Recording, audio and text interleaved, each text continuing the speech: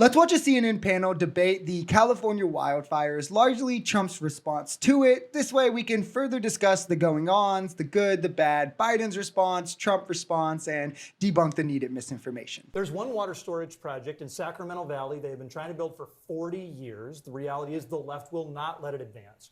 There should have been more water storage, and that would have helped save lives and property. But, I mean, what we are hearing from California officials is that this is a water pressure issue, that the water has to come down, and that in some areas the water pressure was lost as they tried to reestablish that pressure. It's not an absence of water. There is water that is available. No, it's the same issue. If you've got water storage up on a hill or water storage with pumps, then you can maintain that water pressure.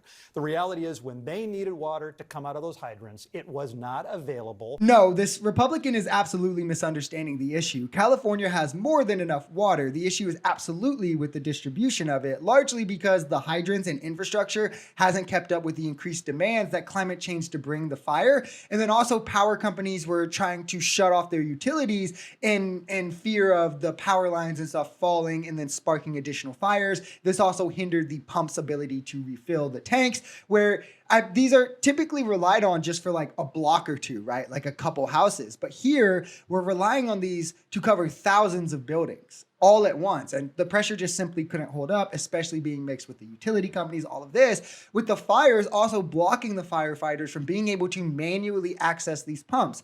As far as water supply, to the point that he's trying to make, California actually has above average levels in their reserves for this time of the year, as well as an abundance of water supply throughout their many districts, like the Metropolitan Water District in Southern California that typically covers 19 million. They have enough water to double their supply load to 40 million and supply them for over a year. She was in Africa when this was going on and then had to scramble back. They did cut money from the fire department in Los Angeles. They cut about $17 million. But I just want to know. And people have questions about why that is. It's not, it's not politicizing things to raise public policy questions when this devastation occurs. Can I tell you that I agree with you, that I think Democrats have got to do a better job of pushing back, not just by saying, oh, let's look at what's really happening right now, but going directly after some of the inconsistencies that you're saying. You're talking about how local government has problems. State government is where you want to push all of these resources into, and them being the ones that are going to be solving these problems. But then you want us to say that federal government is supposed to have be the ones who are in charge of this. State government had to make decisions in California, whether it's reducing budgetary constraints in one area for others, and a mayor being overseas when a disaster happens, that can happen anywhere. I would agree. The storm came through Texas, and Ted Cruz decided that he was going to flee. So, like, what we not going to do is... I mean, she absolutely cooked him here. I love she starts out by saying, as a Democrat or as the left, we have to start calling people out when they do this, and then points out hypocrisy in what he's saying. He's trying to say, like, oh, all these issues are happening at the state and local level with the government, yet that's where Republicans want all these resources concentrated, yet they're now seeing how inefficient state and local government is at, like, collaborating and working on this kind of a mass level to fix a problem like this, where the federal government is just objectively much more efficient in these things, where he's now saying, well, the federal government needed to step in and they were wrong not to. But if they did step in, conservatives consider it governmental overreach, and in any other way, it has to be left to the states and we can't have the federal government in. But now they're trying to, like, just take from, no matter what they do, they're wrong. Damned if you do and damned if you don't. And also the funding situation with Karen Bass is a bit misconstrued here. It was only cut temporarily because they were waiting to sign a new deal. That new deal has been signed, and Bass actually raised the budget by over 50 million. So that's just a bit of misinformation that needs pointed out. And lastly, she left before the fires, before obviously knowing there would be massive fires in 5 different areas, to attend the presidential inauguration in Ghana, and then headed back at the first report of the fire, trying to, like, compare this or say it's the same level of scandalous as, like, Ted Cruz seeing a storm come to Texas and then fleeing so he can get out of the storm. It's insane. He was surrounded by what I would consider to be actual experts, people that had actual resumes talking of diversity, equity, inclusion, and people just getting jobs and they're not qualified. I mean, when you look at the people that he has decided to nominate for these posts, we're talking about people that have never served a day in a lot of these various agencies that he's now like, oh, you should go ahead and head this agency. He has specifically decided that loyalist is who he wants around him.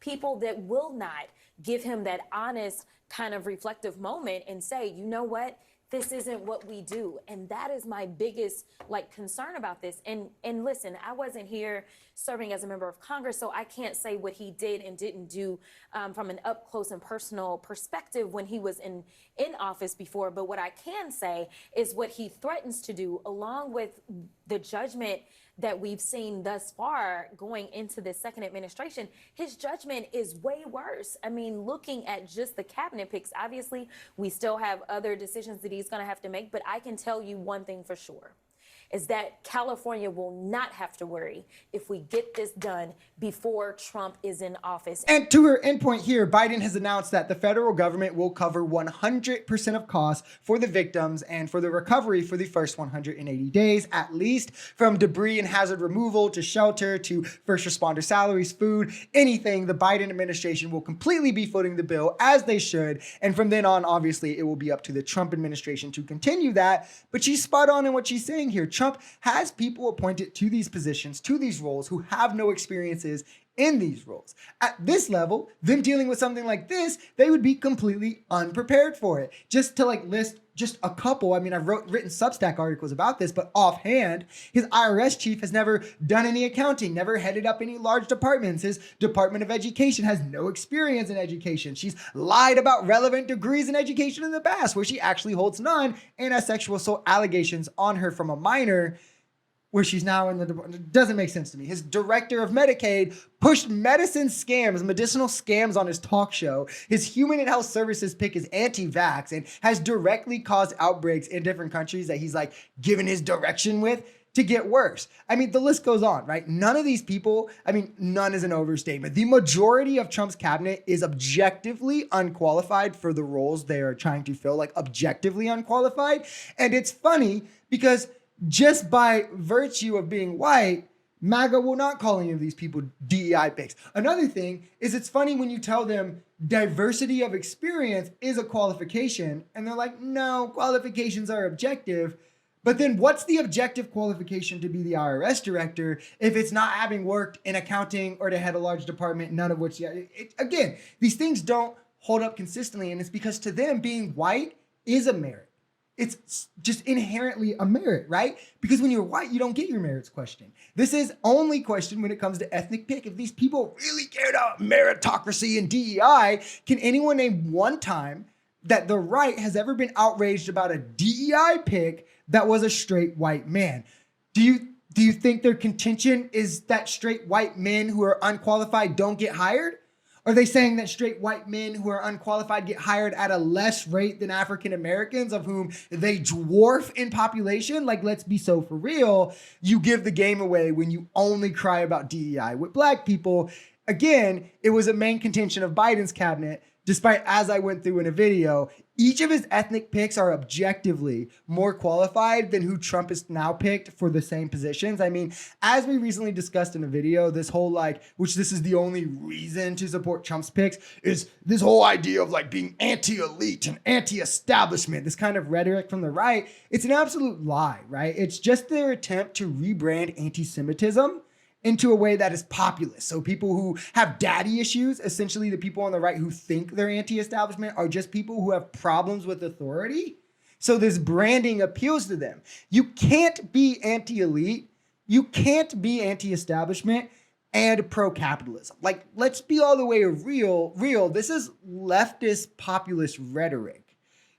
These people don't know what it means. These things are inherently antithetical. Elites are the beneficiaries of capitalism. Who else would they be? The establishment exists to protect private capital. What else would it be? People in the establishment is a class of people. Elites are a class of people, but the right has just brainwashed their base into thinking it's anti-establishment to only hate Jewish billionaires. And then kind of in the background, Democrats can fit into this also.